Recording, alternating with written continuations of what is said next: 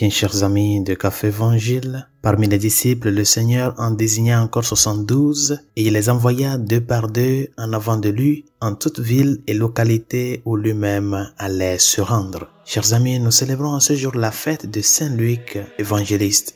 L'évangile de l'envoi en mission que nous venons d'écouter, en relation avec la première lecture, vient nous confirmer en premier lieu que tout chrétien est avant tout un disciple du Christ et de son évangile. Et la première mission de la vie chrétienne, la première mission de tout chrétien, c'est d'annoncer l'évangile. Paul, dans la première lecture qu'il a dirigée dans sa seconde lettre à Timothée, mentionne comment il a été assessoré, comment il a été soutenu, comment il a eu des collaborateurs dans l'œuvre de l'évangélisation. Ce n'est pas un travail d'une seule personne, chers amis. C'est pour cela la mission de l'Église, c'est une mission qui part de chaque chrétien, l'engagement de chaque chrétien. Toi aussi, le Seigneur t'envoie et c'est pour cela qu'il t'a appelé. La parole Église vient du grec ekklesia, qui vient du verbe kaleo, c'est-à-dire appeler. Nous sommes membres du peuple des appelés. Et pourquoi on t'appelle? C'est pour t'envoyer. Aujourd'hui, nous assistons de plus en plus à une vie de chrétien de commodité. Nous installons dans notre confort. On sort de la messe du dimanche, on rentre à la maison, on se fait le repas, on mange, on se repose et puis c'est fini. Mais c'est très important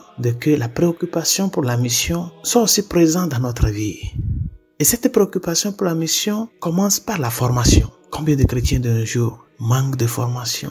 Et c'est pour cela d'ailleurs qu'à moindre confusion, ils tombent. Quelqu'un vient vous dire de n'importe quoi et vous tombez parce que vous n'êtes pas formé dans la foi que vous professez. La formation est très importante, chers amis. Et c'est pour cela, nous les prêtres, nous nous préoccupons pour donner le minimum. C'est à vous de répondre. C'est à vous de venir quand ces appels se font, la formation. Ces 72-là que le Seigneur a envoyés, il ne les a pas envoyés immédiatement les appelant de leur maison. Ces compagnons de Saint Paul dont nous parle la première lecture n'ont pas immédiatement commencé cette collaboration avec Paul sans aucune formation. Ils avaient été avec lui, ils avaient été avec le Seigneur, ces 72-là. Ils ont cheminé avec lui, ils ont appris de lui, ils l'ont écouté et c'est ce qu'ils ont reçu que le Seigneur les envoie. Chers amis, être chrétien, ce n'est pas un honneur. C'est une vocation. Et toute vocation implique un engagement. Un engagement à la suite du Christ dans le monde afin d'apporter son évangile qui est lumière et vie aux zones d'ombre qui nous entourent. Implorons l'intercession de Saint Luc l'évangéliste